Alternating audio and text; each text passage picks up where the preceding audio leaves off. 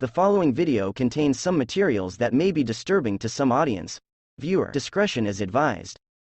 Of all the great military battles throughout human history, it is hardly a stretch to say that one of the most famous of these is Operation Overlord, more commonly known as D-Day. On June 6, 1944, the Western Allied forces launched the largest amphibious invasion in history. Over 350,000 naval, air force, and army personnel from 12 countries deployed to France's northern coast to establish a new front line against the Germans. This was a Herculean effort that required untold amounts of planning, preparation, and coordination, all of which helped drastically shift the focus of the Nazis away from the war with the Soviet Union in the East and force them to split their attention to multiple fronts.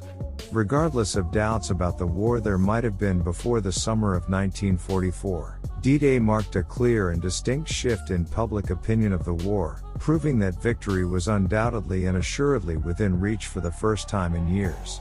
In this video we will see how the invasion took place in a short to save your precious time. We have divided this into: the Normandy invasion was a major military operation that took place on June 6, 1944, during World War II. It was the largest amphibious invasion in history and marked a significant turning point in the war, leading to the liberation of Western Europe from Nazis' control. This invasion is also known as the D-Day. Ladies and gentlemen, we may be approaching a fateful hour. All night long, bulletins have been pouring in from Berlin, claiming that D-Day is here, claiming that the invasion of Western Europe has begun. Let me read you several of the latest bulletins. One says that a report unconfirmed.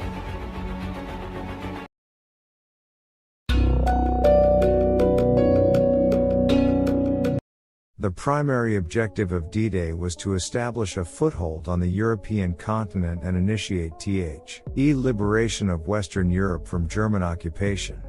The Allies aimed to secure a beachhead in Normandy, France, from where they could launch a massive invasion and push further into Nazi-occupied territory. Opening a second front would relieve pressure on the Soviet Union in the east, and the liberation of France would weaken Germany's overall position in Western Europe.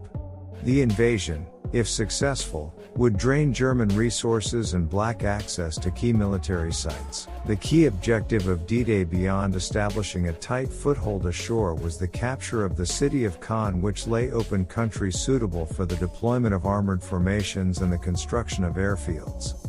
In the event, the city was not fully occupied until mid-July.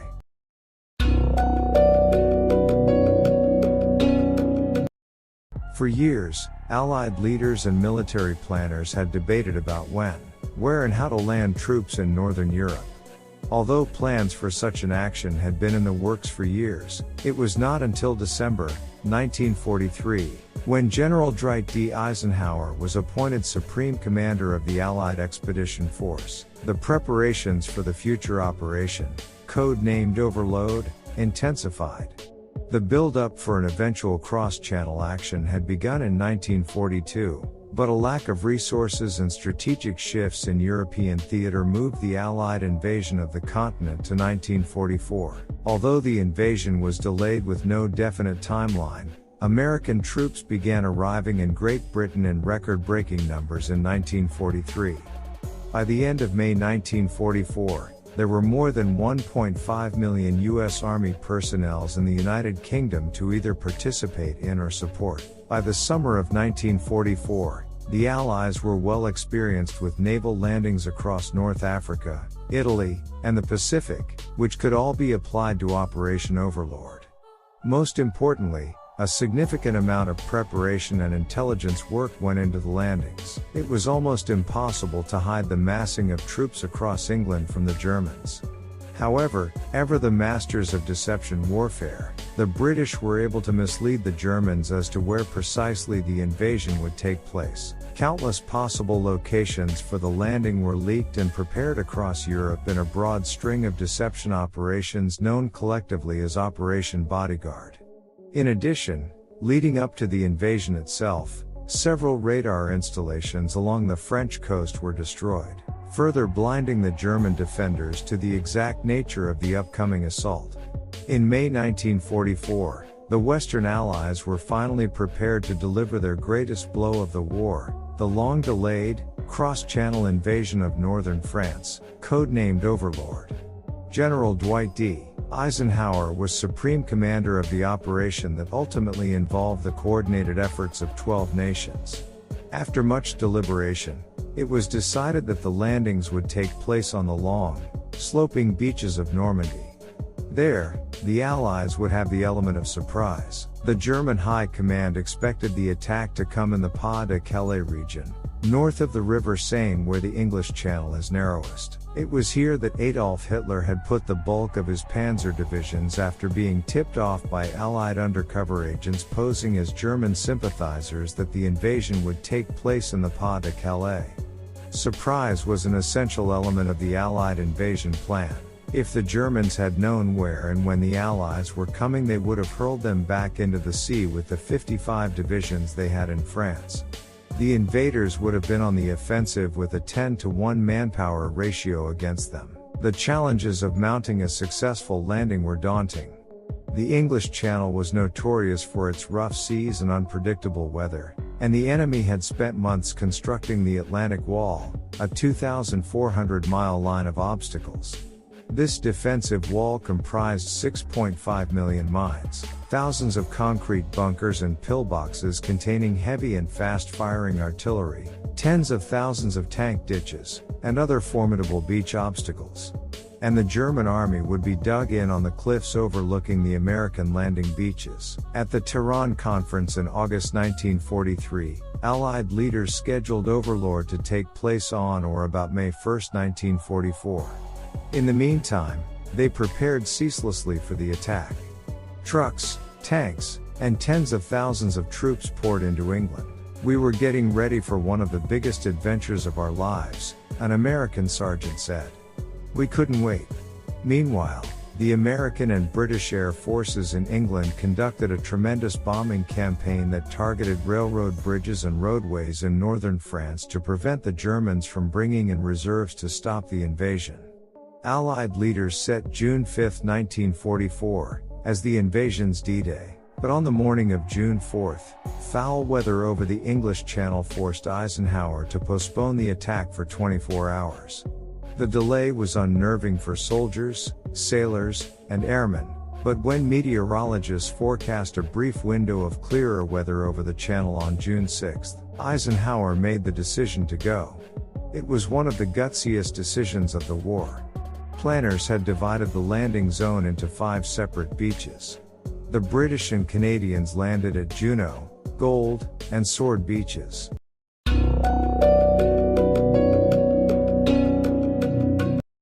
The Germans were not idle either. As early as 1942, Hitler had become acutely aware of the possibility of naval incursions into Europe after several raids along the coast, including Dieppe. As a result, a massive chain of fortifications and garrisons were established, intending to create a mighty Atlantic wall from the border of Spain all the way to the northern tip of Norway. Millions of mines were placed, and tens of thousands of bunkers were built and garrisoned by hundreds of thousands of soldiers, with even more conscripted civilians being used as forced laborers. Initially, the creation had been slow and sporadic, but the appointment of the fabled General Field Marshal Erwin Rommel, the Desert Fox of the African campaigns, would change the dynamic of command. There was a good deal of disagreement within the German High Command on how best to respond to an invasion of mainland Europe, and Hitler, who had been at odds with the more experienced Rommel, had seen fit to keep him mainly as a figurehead, rather than giving him an actual command in France or elsewhere. Even the well-regarded Field Marshal known for his cunning found himself duped by the Allies. Rommel, along with much of the rest of the German command, firmly believed that the landings would occur at Calais.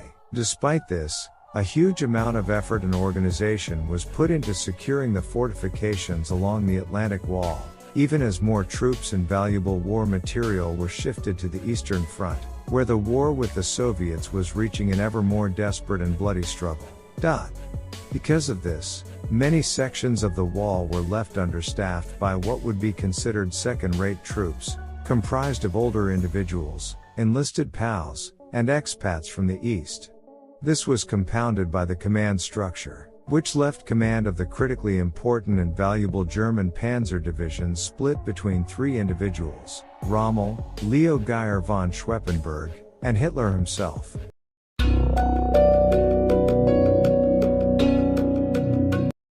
Just after midnight on June 6, Allied airborne troops began dropping behind enemy lines. Their job was to blow up bridges, sabotage railroad lines, and take other measures to prevent the enemy from rushing reinforcements to the invasion beaches.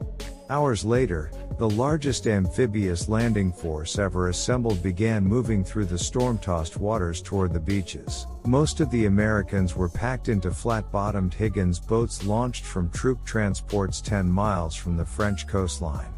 Vomit filled the bottom of the boats, and as water kept rushing in over the gunwales, the green-faced men had to bail this vile stew with their helmets. Though it was cold, the men were sweating. The Americans landed at Omaha and Utah beaches. The fiercest fighting was on Omaha Beach, where the enemy was positioned on steep cliffs that commanded the long, flat shoreline. Troops leapt from their landing boats and were pinned down for hours by murderous machine gun fire that turned the beach into a vast killing field. "If you stayed there, you were going to die," Lieutenant Colonel Bill Friedman said. "We just had to try to get to the bottom of the cliffs on which the Germans had mounted their defenses." By midday, the Americans had surmounted the cliffs and taken Omaha Beach at a heavy cost. Over 4,700 killed, wounded, or missing out of the total of approximately 35,000 who came ashore that day, a loss rate of more than 13%. By nightfall, about 175,000 Allied troops and 50,000 vehicles were ashore, with nearly 1 million more men on the way that summer. It was originally believed that weather conditions would stall the invasion for some weeks. Even some of the German high command, including Rommel himself, would initially be away from northern France, thinking that the weather would not be calm enough for a landing. Despite this, Allied meteorologists were able to better predict the weather due to complete control over the Atlantic, and expected that conditions would be acceptable for the 6th of June. The first wave over the English Channel would, in fact, not be from the sea but the air, as tens of thousands of paratroopers were deployed throughout the Norman countryside in order to secure critical infrastructure and points ahead of the invasion itself. By dawn, almost 7,000 vessels had made the journey from England and spread out to land some 150,000 soldiers across the coastline of Normandy. Worse still for the German defenders was the fact that 4 out of their 10 reserve tank regiments required Hitler's personal permission to deploy, and when the landings occurred at roughly 6 a.m., Hitler was still asleep. The fear of angering Hitler, as is often the case in despotic hierarchies, meant that he was left to rise on his own, some 4 hours after the initial invasion, before being made aware of what was happening, meaning that some of his most key reserves were unable to act.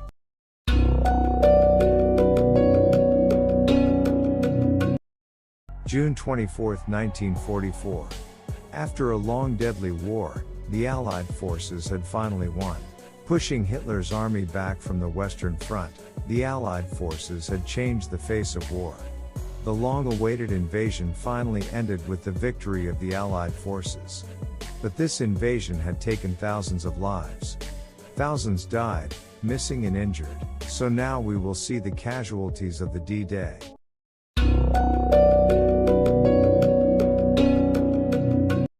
The estimated total battle casualties for Germany were 320,000, including 30,000 killed, 80,000 wounded, and 210,000 missing. More than 70% of the missing were eventually reported as captured. The estimated total battle casualties for the United States were 135,000, including 29,000 killed and 106,000 wounded and missing. The estimated total battle casualties for the United Kingdom were 65,000, including 11,000 killed and 54,000 wounded or missing. The estimated total battle casualties for Canada were 18,000, including 5,000 killed and 13,000 wounded or missing. The estimated total battle casualties for France included 12,200 civilians killed or missing. The combined battle casualties of the Normandy invasion were 550,200. The Normandy invasion was one of great turning points of 20th century history. An immense army was placed in Nazi-occupied Europe, never to be dislodged. Germany was threatened that same month by a tremendous Soviet invasion from the east that would reach the gates of Berlin by the following April. The way to appreciate D-Day's importance is to contemplate what would have happened if it had failed. Another landing would not have been possible for at least a year. This would have given Hitler time to strengthen the Atlantic Wall, harass England with the newly developed V-1 flying bombs and V-2 rockets, continue to develop jet aircraft and other so-called miracle weapons, and finish off his killing campaign against ethnic and sexual undesirables. Therefore, D-Day is considered one of the most successful military operations in history. And we should respect the soldiers who sacrificed their lives to make our future bright.